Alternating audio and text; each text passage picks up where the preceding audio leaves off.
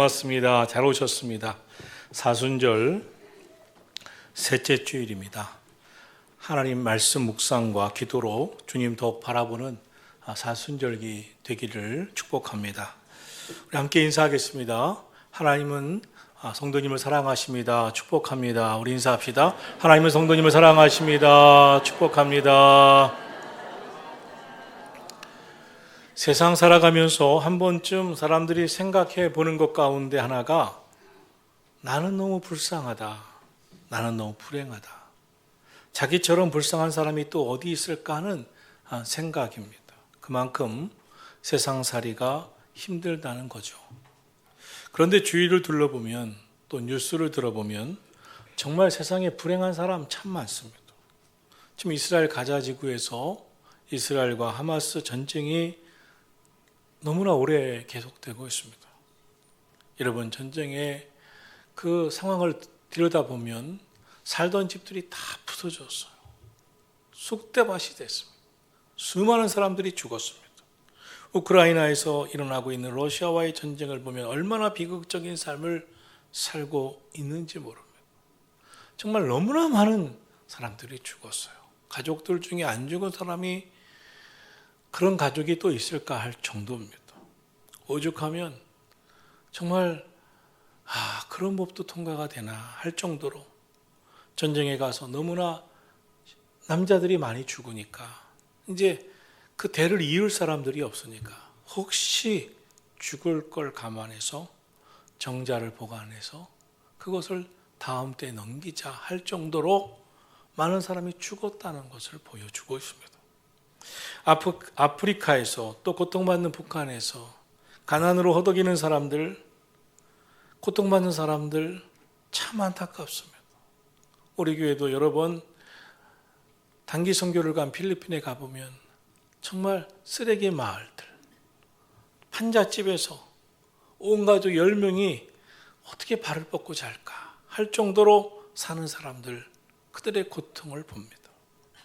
멀리 갈 필요도 없습니다. 지금 병원만 가도 질병으로 신음하는 사람들, 아픈데 도울 사람 하나도 없이 병원도 입원하지 못하고 고통스럽게 사는 사람들, 정말 힘들게 사는 사람들 참 많습니다. 오늘 본문을 보면 나면서부터 맹인된 한 사람이 등장하고 있습니다. 그는 이 세상에 태어나서 본 게 없습니다. 나면서부터 맹인이었기 때문에. 자신을 낳아준 어머니가 어떻게 생겼는지, 아버지는 어떤지, 식구들은 어떤지, 집은 어떤지 한 번도 본 적이 없습니다. 얼마나 안타깝습니까? 더군다나 성경은 이 사람을 소개하기를 길에서 구걸하던 거린이라고 말하고 있습니다. 이렇게 신체적인 어려움이 있고 아픔이 있을 정도가 아니라 경제적인 그런 고난이 더 커서 구걸하지 아니하면 살 수 없는 그런 인생입니다. 이 사람이 당하고 있는 고통은 정말 우리가 상상할 것 이상일 것입니다. 여러분 중에 자신을 불행하다고 생각하는 분이 계시다면 이 사람과 여러분의 입장을 한번 바꿔놓고 생각하면 그래도 내가 조금 낫지 하는 분들이 있을 겁니다. 어떤 사람도 이 사람보다 더 불행하다고 말할 수 없을 정도입니다. 오늘 본문을 보면 예수님의 제자들이 나면서부터 맹인이었던 이 사람을 보면서 얼마나 안타까운지 이런 질문을 던집니다. 라비요, 이 사람이 맹인으로 난 것이 네 죄입니까? 자기 죄입니까? 부모 죄입니까? 대부분의 사람들은 이들처럼 고통받는 사람들을 보면 죄의 이야기를 합니다. 무슨 죄가 커서 어떤 죄가 저렇게 크길래 저렇게 고통을 당하나? 그것이 부모의 죄 때문인지 조상의 죄 때문인지 죄와 관련해서 정죄의식을 갖고 정죄의 생각으로 그를 판단하는 경향이 있습니다. 특히 유대인들은 문둥병에, 귀신 들린 병에, 맹인 같은 병에 걸림에 유달리 더욱 그렇게 생각하는 모습들이 있었습니다. 신명기 5장에 보면 하나님 여호와는 질투하는 하나님이신즉 나를 미워하는 자의 죄를 갚되 아버지로부터 아들에게 3, 4대까지 이르게 하거니와 나를 사랑하고 내 계명을 지키는 자에게는 천대까지 은혜를 베푸시느니라 하는 신명기 모세오경의 말씀이 있기 때문에 유대인들은 불행을 당한 사람들을 보면서 죄와 연관시켜 생각하는 경향들이 컸습니다. 그런데 오늘 본문에서 예수님은 어떻게 말씀하고 계시나요? 3절입니다. 예수께서 대답하시되 이 사람이나 그 부모의 죄로 인한 것이 아니라 그에게서 하나님이 하시는 일을 나타내고자 하심이라. 죄로 인한 고통이 아니다. 누구 죄 때문이 아니다. 하나님이 하시는 일을 나타내고자 하심이니라. 하나님이 그것을 통해서 하시려는 일이 있다. 그걸 봐야 된다. 이렇게 말씀하십니다. 물론 죄로 오는 고통을 성경은 이야기도 합니다. 창세기 3장에 보면 아담에게 하나님께서 말씀하십니다. 너는 내가 먹지 말라고 한 나무의 열매를 먹었은즉 땅은 너로 말미암아 저주를 받고 너는 평생 수고해야만 땀을 흘려야만 소산을 먹으리라. 땅이 내게 감시덤불과 엉겅퀴를 낼 것이라. 너는 먹을 것을 밭의 채소로 얼굴에 땀이 흘려야 먹을 것을 먹으리라. 이렇게 말씀하셨습니다. 성경은 우리에게 죄로 인한 고통도 있다고도 말씀합니다. 그러나 모든 고난이 죄 때문에 오는 것은 아니라고 말씀합니다. 고난 중에는 하나님께서 하시는 일을 나타내시는 일이 있다는 것입니다. 특별히 하나님의 특별한 섭리와 하나님께서 큰 복을 주시기 위해서 예정하고 계획하신 자를 통해 고난을 당하게 하신 때가 있었습니다. 또한 더 잘되게 하기 위해서 더 높은 일에 쓰시기 위해서 때때로 고난의 길을 겪게 하시면서 연단하시고 훈련하시기도 하셨습니다. 그래서 성경은 이런 말씀을 전합니다. 고난이 유익이라. 고난을 통해서 더 큰 은혜와 복의 자리로 나아가기 때문에, 고난을 통해서 하나님께서 이끄시는 계획이 있기 때문에 고난이 때때로 유익이라고 말씀하고 있습니다. 요셉을 생각해 보세요. 요셉이 노예로 애굽에 팔려갑니다. 더 심한 일이 생깁니다. 모함을 받아 감옥에 들어갑니다. 그것이 요셉의 죄 때문이었습니까? 아닙니다. 저주였습니까? 아닙니다. 하나님께서 그를 애굽의 총리 대신 되게 하시고 아브라함의 후손으로 하늘의 별과 같이 바닷가의 모래알같이 많게 하시고 축복하신다는 하나님의 뜻을 이루기 위해서 그 일을 감당할 자를 택하시고 사용하시는데 그것이 요셉이었어요. 그리고 그를 통하여 고난을 통과하게 하시고 큰 뜻을 이루게 하셨습니다.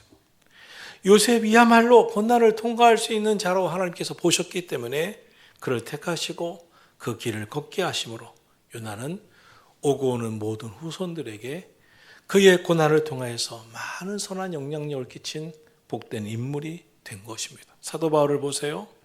그가 변해서 사도 바울이 되기 전에 사울이라는 이름으로 많은 기독교인들을 감옥에 보내고 많은 교인들을 학대하며 살았습니다. 그러던 어느 날, 그날도 저 다메섹이라고 하는 도성에 많은 기독교인들, 많은 교인들이 모여 있다 하여 이전처럼 그들을 감옥에 보내거나 학대하기 위해 달려가던 가운데 거대한 빛으로 그의 눈을 멀게 하고 음성으로 그 귀에 들려주신 주님을 만납니다. 순간 그는 맹인이 됩니다. 그리고 맹인으로 고통을 당합니다. 그러면서 이전의 삶에서 완전히 예수님께 굴복하고 변화됩니다. 앞을 못 보는 맹인.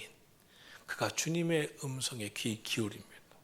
그리고 그는 그때부터 예수님을 핍박하고 교인들을 감옥에 보내는 사람이 아니라 가는 곳곳마다 교회를 세우는 이방인의 전도자로 완전히 변화되어서 새로운 인생을 출발합니다.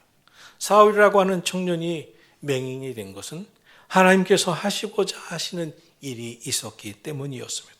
그 후 그는 눈을 뜨고 변화되고 바울 사도가 되어 기독교 역사와 교회에 가장 큰 선악 영향력을 끼친 큰 인물이 됩니다.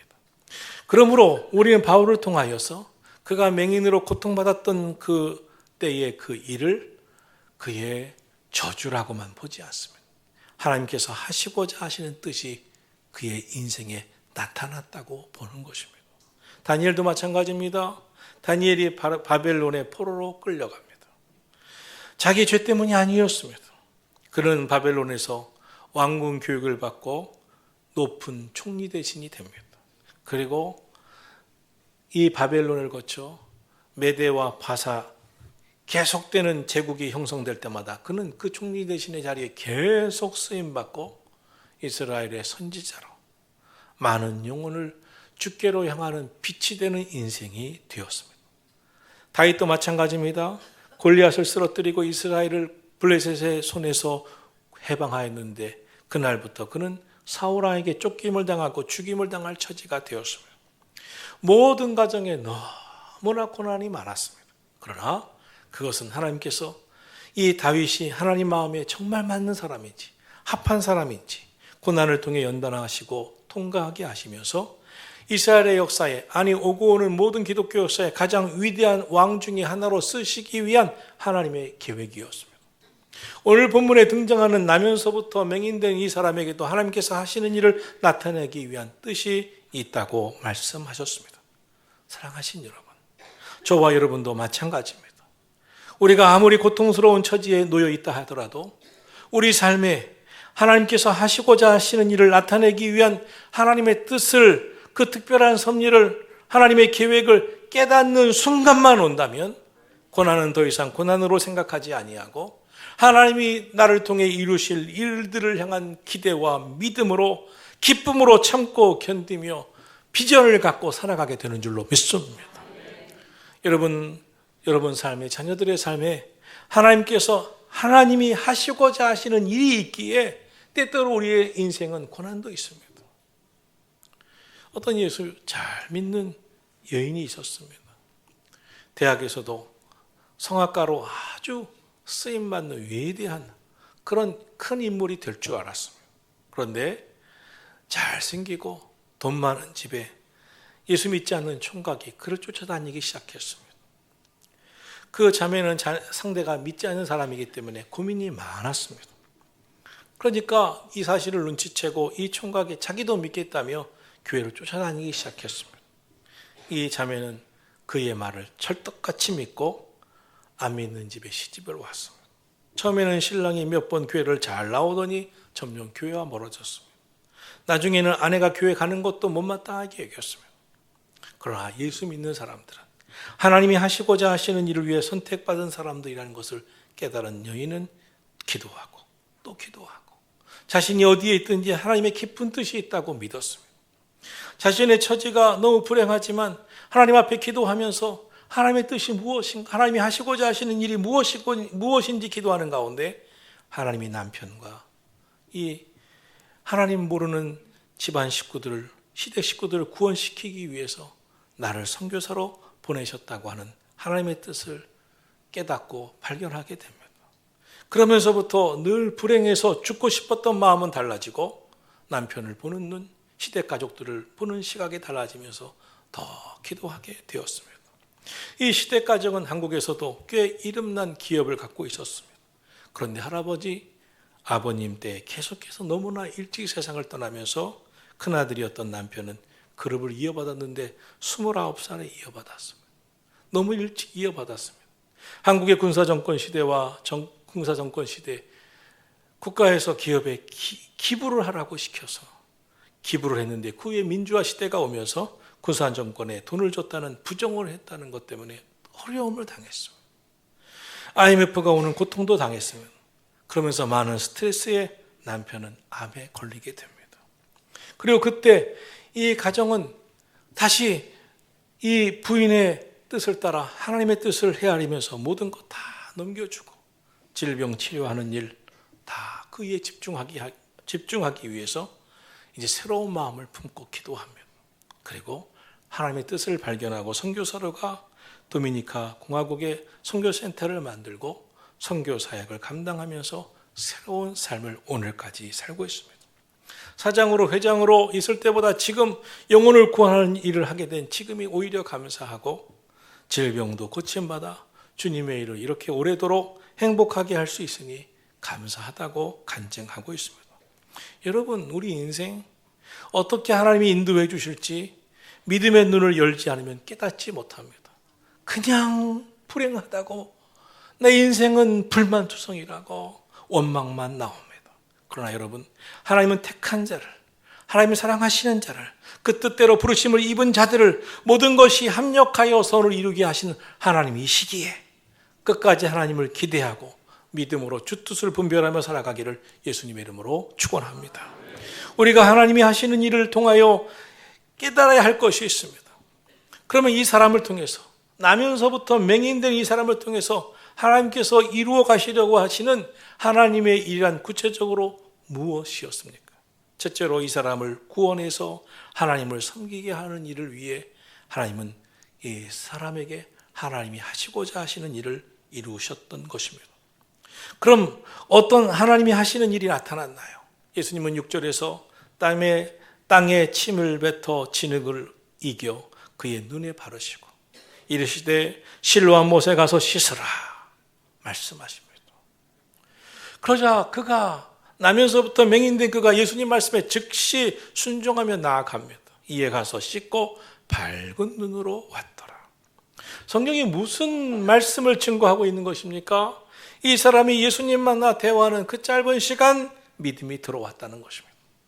오늘 본문에 등장하는 맹인은 예수님 만나서 예수님 말씀을 듣는 순간 믿음이 생겼습니다. 믿음은 그런 겁니다. 어느 순간 믿음이 내 안에 훅 들어오는 것입니다. 그는 순종을 통해서 그의 마음에 예수님 말씀을 따라볼까 하는 믿음이 들어왔다는 것을 증명하고 있습니다. 만일 예수님께서 이 사람이 아닌 다른 사람에게 이렇게 말씀하셨다면 모두가 다 순종할까요? 그렇지 않습니다. 순종하는 사람도 있지만 그렇지 않은 사람이 더 많을 수 있습니다. 오늘 교회에서 1부, 2부, 3부, 4부 저녁 예배까지 드리지만 하나님 말씀을 듣지만 하나님 말씀대로 일주일 동안 살까요? 그렇지 않은 사람도 더 많을 겁니다. 그러나 이 사람은 예수님의 말씀대로 순종해서 실로암 연못에 가서 자신의 눈을 씻었습니다. 그리고 눈이 밝아졌습니다. 이처럼 믿음은 순종으로 나타납니다. 하나님 말씀에 대한 순종은 믿음의 기적을 일으킵니다. 순종이 믿음이니까요. 열왕기하 5장에 말씀하시기를 나아만 장군이라는 사람이 문둥병에 걸립니다. 그때 이스라엘의 선지자 중에 엘리사라는 선지자가 있는데 하나님이 주신 능력이 그에게 있다는 것을 알고 그에게가 고침을 받을 수 있다는 소식을 듣고 엘리사 선지자를 찾아오게 됩니다. 문둥병 고쳐달라고. 나아만 장군은 많은 감사의 선물을 쌓아가지고 오면서 선지자를 기대합니다. 분명히 환대해 줄 거야.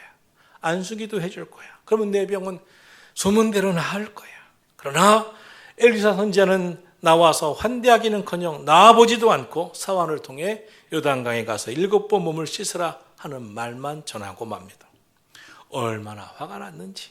나아만 장군은 화가 났습니다. 그래도 자기는 아람 왕국의 대장군인데 나와서 환대하며 안수기도 해줄 줄 알았는데 선지자라는 양반이 나오기는커녕 얼굴도 비추지 않은 채 그것도 사환을 시켜 요단강에 가서 7번 목욕을 하라고 하니 화가 머리끝까지 났습니다. 화가 난 나아만 장군이 곧바로 돌아가려고 불같이 화를 내자 그의 신하들이 간청합니다. 간절히 부탁합니다. 만약 나와서 환대하며 그 어떤 어려운 일을 시켰어도 해보려고 해서 오신 거 아닙니까? 그런데 어려운 일도 아니고 저희 요단강에가 몸을 7번 씻고 목욕하라고 하시는 것인데 그거 한번 못 해봅니까? 해보고 갑시다. 간곡히 권유해서 요단강에가 7번의 목욕을 하게 됩니다. 그러자 선지자의 말대로 수십 년간을 괴롭힌 문둥병이 고침받고 어린아이 피부같이 깨끗하게 고침을 받았다고 성경은 말씀하고 있습니다. 하나님 말씀은요 끝까지 순종해 봐야 합니다. 신앙생활은요 주신 주님의 뜻에 먼저 내가 끝까지 주신 말씀대로 살아봐야 합니다. 기독교는 끝까지 가봐야 할 수 있는 겁니다. 조금 하다가 포기하는 사람, 새벽 기도 좀 시작했다가 기도를 쉽게 포기하는 사람, 말씀 순종 조금 하다가 포기하고 무엇이든지 시작은 잘하는데 끝까지 순종하지 못하는 사람, 포기가 일상인 사람에게는 기적이 없습니다. 우리가 믿음의 길에서 만약 이해할 수 있는 것만 내가 받아들이고 순종할 수 있는 것만 순종하겠다면 그에게는 믿음의 역사와 기적은 나타나지 않습니다. 오히려 하나님에게서 예비하신 은혜와 축복에서 멀어지는 삶이 될 것입니다. 믿음은요, 이해를 넘어선 일에 대한 순종을 요구합니다. 이해되어 순종하는 게 아닙니다. 순종하고 나니 하늘 문이 열리는 체험을 하게 되는 겁니다. 축복이 쏟아지는 것을 체험하게 되는 것입니다. 순종하고 나니 하늘 문이 열리고 축복이 쏟아지면서 믿어지는 것입니다. 믿음이 훅 들어오는 것입니다. 믿음은 순종이고 순종은 믿음입니다. 믿음과 순종은 분리할 수가 없습니다. 믿는다면 순종하는 것이고 순종하는 것이 믿음으로 나타나고 증명되는 것입니다. 나만 장군이 요단강에 7번 목욕을 하고 나서야 마침내 문둥병은 떠나가고 어린아이 피부처럼 깨끗해집니다. 실로암 못에 가서 눈을 씻고 나자 눈이 떠졌습니다. 보내심을 받은 곳으로 가기를 순종하고 말씀대로 해보자. 기적은 일어났습니다. 실로암, 보내심을 받았다는 뜻이었습니다. 그 말씀에 순종하자. 기적은 일어났습니다. 놀라운 사실은 순종할 때까지도 알 수 없었습니다. 걸어갈 때조차도 몰랐습니다. 순종하지 않으면 도무지 알 수 없는 것이 하나님의 역사고 축복임이 드러났습니다. 하나님이 주시는 특별한 응답의 세계, 축복의 세계로, 영적 비밀의 세계로 들어가려면 우리의 지성이 아니라 하나님의 말씀에 대한 온전한 순종이 있으셔야 합니다. 고린도전서 4장 1절로 말씀합니다. 사람이 마땅히 우리를 그리스도의 일꾼이요 하나님의 비밀을 맡은 자로 여길지어다. 그리고 맡은 자들에게 구할 것은 충성이니라. 하나님의 비밀은 아무나 맡는 게 아닙니다. 하나님의 비밀의 축복은 아무나 체험하는 게 아닙니다. 맡은 자에게 구할 것은 충성이니라. 순종하는 자가, 충성하는 자가 그 놀라운 축복의 그 은혜 안에 들어가는 것입니다.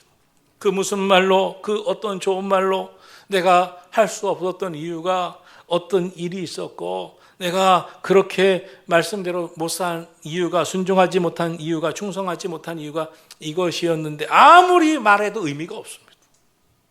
무슨 봉사라도 그 다른 어떤 걸로 대체해도 성경 공부라도 하나님이 하시고자 하시는 일을 도무지 할 수가 없습니다.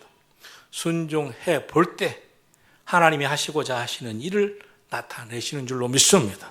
요단강에 가서 7번 목욕을 할 때 실로암 연못으로 그 맹인이 걸어가서 위태위태한 그 길을 걸어가서 말씀대로 그 모세로 그 연못의 물로 눈을 씻을 때 하나님의 역사가 그에게 하시고자 하시는 일이 나타낸 줄로 믿습니다. 하나님은 우리의 말, 어떤 행동, 어떤 봉사, 그 어떤 것에 감동하시는 분이 아니라 우리가 말씀 따라 순종하며 살 때, 주님 뜻대로 순종하며 살 때 역사하시고 감동하시는 줄로 믿습니다. 드디어 예수님께서 하신 말씀의 의미가 무엇인지 알 수 없었던, 하나님이 하시고자 하시는 일을 알 수 없었던 그가 순종함으로 말씀대로 보냄을 받은 곳으로 가서 실로암 연못에 가서 그의 눈을 씻자 드디어 이거였구나 알게 됐습니다. 실로암은 번역하면 보냄을 받았다는 뜻입니다. 하나님께서 우리를 부르시고 새 생명 주시고 사명 주시고 직분 주시고 하나님 우리를 보내십니다. 맹인의 눈을 뜨게 하시는 주님은 이제 하나님의 일을 하시는 일을 위해서 그를 보내십니다. 오늘 저와 여러분도 하나님이 부르셨습니다. 주께 나왔습니다. 주님은 우리에게 말씀에 순종하는 자에게 하나님이 여러분을 부르신 하시고자 하시는 일을 나타내실 것입니다. 저는 성도 여러분들이 하나님 말씀 따라 살 때 말씀 따라 조금 하다 말고 이래서 못했고 저래서 못했고 많은 말로 하나님의 마음을 좀 이해시키려고 하는 그것보다는 말씀 따라 해보자. 말씀을 순종으로 믿음으로 해보자. 그런 결단들이 있기를 주님의 이름으로 축원합니다. 사랑하신 성도 여러분, 오늘 여러분은 부르심을 받았습니다. 하나님께서 택하신 자입니다. 여러분을 통해서 하나님이 하시고자 하시는 일이 있습니다. 여러분의 삶에 그 하나님의 뜻을 발견하게 되기를 주의 이름으로 축원합니다. 둘째로 이 사람은 빛이신 주님을 세상에 전파하고 드러내는 일을 위하여 택하시고 부름 받았습니다. 그는 눈을 뜨은 순간부터 주님의 복음을 전파하도록 보냄을 받은 자였습니다. 하나님의 사랑, 하나님의 살아 역사하신 은혜를 전하는 자로 하나님께서 그를 쓰시려고 하나님의 일을 할 자로 부르셨습니다. 여러분, 침으로 진흙을 이겨서 눈에 발라주고 실로암에 가서 씻어라. 참 이해하지 못할 말이라고 생각도 듭니다. 그러나 중요한 것은 이 맹인이 주님 말씀대로 했다는 겁니다. 말씀대로 실로암에 가서 씻었다는 겁니다. 그랬더니 눈이 떠졌습니다. 신앙에는 그렇게 특별한 순간이 있습니다. 12년 혈루증으로 죽어가던 여인이 예수님의 옷자락만 만져도 내 병이 나을 것이라는 생각이 마음에 들어옵니다. 믿음이 생겼다는 것이죠. 그동안은 가진 돈으로 허비하면서 여러 병원, 여러 의원을 찾아가 고침받으려고 12년을 허비했던 그가 12년 동안 다 모든 거 허비하고 나서야 주님의 말씀이 귀 기울여 들어오고 주님의 말씀대로 하면 아니 예수님의 옷자락을 잡기만 해도 내 병은 나을 거라고 하는 믿음이 들어옵니다. 그러자 예수님을 따라 나섭니다. 그 길에 수많은 인파가 예수님을 운집하며 애워싸고 있었으며 그는 해집습니다. 건강도 연약한 그가 그 질병으로 사람들에게 멸시받던 여인이 예수님 앞으로 더 가까이 가기 위해 가까이 가기 위해 수많은 사람을 해집고 들어가 예수님의 옷자락을 붙잡습니다. 그 순간 그 여인의 12년을 괴롭혔던 병이 나았습니다. 이해로 해석되는 게 아닙니다. 그것이 신앙 속에 있습니다. 이성으로만 보면 해석이 안 되는 부분이 더 많습니다. 그래서 이성보다 더 위대한 것이 믿음입니다. 이 맹인은 예수님이 하라는 대로 했습니다. 그랬더니 놀랍게 눈이 떠지는 역사가 일어났습니다. 그때였습니다. 8절입니다. 이웃 사람들과 그가 전에 구걸하던 것을 보아온 사람들이 묻습니다. 이 사람이 앉아서 구걸하던 그 사람 아니냐? 9절에 몇몇 사람들은 그 사람이 맞다. 어떤 사람들은 비슷하게 생긴 것 같다라고 말합니다. 그러자 그 사람이 말합니다. 내가 바로 그 사람이요. 사랑하신 여러분, 여러분이 이렇게 말하게 되기를 주의 이름으로 축원합니다. 내가 예전에 그 사람인데 이제 예수 믿고 이런 은혜로 내 얼굴이 변하고 웃음이 생기고 내 마음에 슬픔이 우울함이 떠나가고 기쁨이 생기고 살 힘이 생겼고 소망이 생겼고 하나님의 복을 받은 사람, 건강해진 사람이 되었습니다 라고 바로 내가 그 사람이요 증거할 수 있게 되기를 예수님 이름으로 축원합니다. 10절로 11절입니다. 그들이 묻되 그러면 내 눈이 어떻게 떠졌느냐? 대답하되 예수라 하는 그 사람이 진흙을 이겨 내 눈에 바르고 나더러 실로암 못에 가서 씻으라 하기에 가서 씻었더니 보게 되었노라. 나면서부터 맹인된 이 사람은 믿음의 말을 합니다. 주님을 증거하기 시작합니다. 이 사람은 처음에 11절에는 예수라 하는 그 사람이 시켜서 했다고 말합니다. 17절에는 그분은 선지자라고 말합니다. 33절은 그분은 하나님께로서부터 오신 분이라고 말합니다. 그리고 예수님이 오시자 38절에서는 내가 믿나이다 하면서 주님 앞에 엎드립니다. 점점 믿음이 확실해집니다. 분명해집니다. 믿음이 굳게 서갑니다. 그러자 바리새인들은 나면서부터 맹인이었다가 눈을 뜨게 된 이 사람이 예수를 증거하는 것 같아서 예수가 거짓 선지자라고 하나님의 종이 아니라고 너를 눈을 뜨게 한 것은 저 사람이 아닐 거라고 계속 추궁합니다. 그 사람이 하나님의 능력으로 고친 것이 아니고 이상한 힘을 발휘해서 고친 것 같기도 하다고 말하면서 계속 추궁합니다. 그러자 30절에서 그는 말합니다. 그 사람이 대답하여 이르되 이상하다. 이 사람이 내 눈을 뜨게 하였으되 당신들은 그가 어디서 왔는지 알지 못하는도다. 하나님이 죄인의 말을 듣지 아니하시고 경건하여 그의 뜻대로 행하는 자의 말을 들으시는 줄을 우리가 아나이다.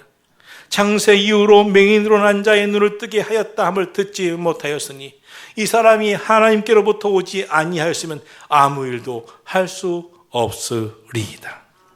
이 사람이 하나님이 보내신 하나님의 아들이요 메시아가 아니었다면 창세 이후로 맹인으로 태어난 사람이 눈을 뜬 사람이 없었는데 내 눈을 어떻게 뜰 수 있었겠습니까? 그 사람이 행한 수많은 기적과 역사 속에 하나님이 함께 하시는 사람임을 증거하고 있는 것 아닙니까? 어떻게 그것을 의심합니까? 사랑하시는 성도 여러분, 오늘 여러분이 믿음으로 살아 하나님의 은혜와 복의 주인공 되기를 축원합니다. 우리 교회가 하나님의 뜻대로 하나님이 부으시는 은혜로 교회가 부흥하고 성도들의 가정이 복을 받고 교회 하나님의 크신 역사와 삶의 기적들이 나타나기를 주의 이름으로 축원합니다. 그걸 통해서 하나님은 살아계신 하나님, 하나님은 오늘도 살아서 역사하신 하나님이심을 우리를 통해서 증거하고 계시는 줄로 믿습니다.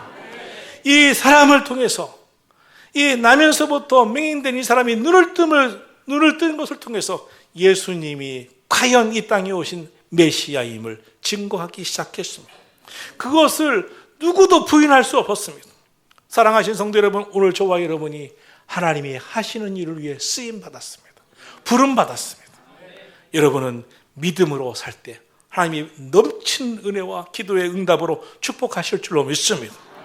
염려 많던 가정의 아픔도 불화도 질병도 고통도 믿음으로 살아보십시오. 하나님이 치유해 주시고 변화가 일어나고 기적이 일어날 줄로 믿습니다.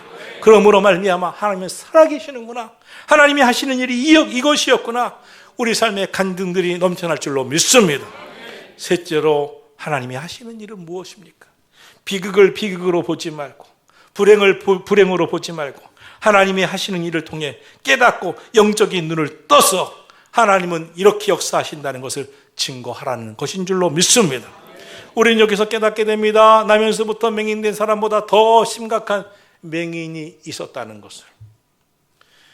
깨닫지 못하고 무지한 맹인입니다.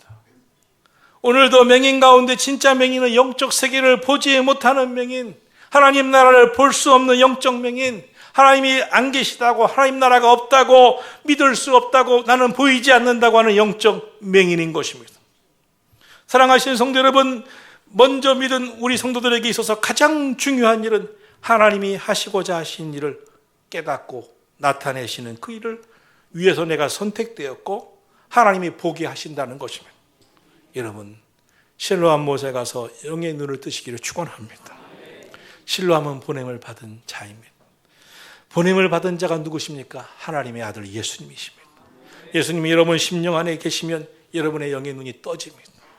영의 눈을 뜨고 여러분 삶 속에 오늘도 함께하고 계시는 하나님을 보시기를 예수님 이름으로 축원합니다. 이 사실을 깨닫기만 하면 어떤 불행 앞에서도 낙심치 않습니다. 어떤 비극 앞에서도 절망하지 않습니다. 믿음으로 이기고 하나님의 영광 위에 살아가게 되는 줄로 믿습니다. 이사야 45장 7절은 말씀합니다. 나는 빛도 지었고 어둠도 창조하며 나는 평안도 지었고 환란도 창조하나니 나는 여호와라 이 모든 일을 행하는 자니라 하였노라. 예레미야 33장 2절 3절은 말씀합니다. 이를 행하시는 여호와, 그것을 만들며 성취하시는 여호와, 그의 이름을 여호와라 하는 이가 이같이 이르시도다. 너는 내게 부르짖어라. 내가 내게 응답하겠고 내가 알지 못하는 크고 은밀한 일을 내게 보여주리라. 여러분, 빛도 지으시고 어둠도 창조하시고 평안도 지으시고 환란도 창조하신 하나님 앞에 부르짖습니다. 이를 행하시고 그것을 만들며 성취하신 하나님 앞에 나는 부르짖습니다. 응답해 주시옵소서. 우리 가정의 어둠을 물리쳐 주시고 빛으로 임하여 주옵소서. 하나님, 우리 가정의 환란을 물리쳐 주시고 평안을 주시옵소서. 내게 부르짖어라. 내가 내게 응답하리라. 우리의 인생을 하나님께 맡기면 하나님께서 반드시 아름답고 형통한 결말로 인도하실 줄로 믿습니다. 미국의 석유왕으로 믿음의 사람으로 유명한 록펠러는 당대 세계적으로 가장 최고의 부자였습니다. 가장 많은 복을 받았다고 그는 간증하며 살았습니다. 그런데 그가 이렇게 말했습니다. 나는 고난이 일어날 때마다 그것을 좋은 기회가 되게 하려고 기도했습니다. 우리가 어려움을 당할 때 하나님 앞에 한 걸음 나아가 기도하면 하나님은 나를 향하여 몇 걸음 달려오시며 나의 기도를 들어주십니다. 여러분, 어려운 일 당할 때 하나님 앞에 나가십시오. 기도하십시오. 하나님이 여러분 가운데 임하실 줄로 믿습니다. 하나님의 기쁜 뜻을 몰라 모든 것이 원망스러웠던 사람, 불안한 마음이 떠나지 않았던 사람, 하나님의 섭리를 이해하지 못하고 낙심하고 절망에 처한 사람이 있었다면 하나님께 기도하시기를 축원합니다. 하나님 말씀을 깨닫기를 축원합니다. 하나님이 하시고자 하시는 일을 깨닫게 되기를 예수님의 이름으로 축원합니다. 하나님께서는 우리의 불행, 우리의 역경, 우리의 고난까지도 반드시 서로 선으로 바꾸시고 역사하신다는 것을 믿으시기를 축원합니다.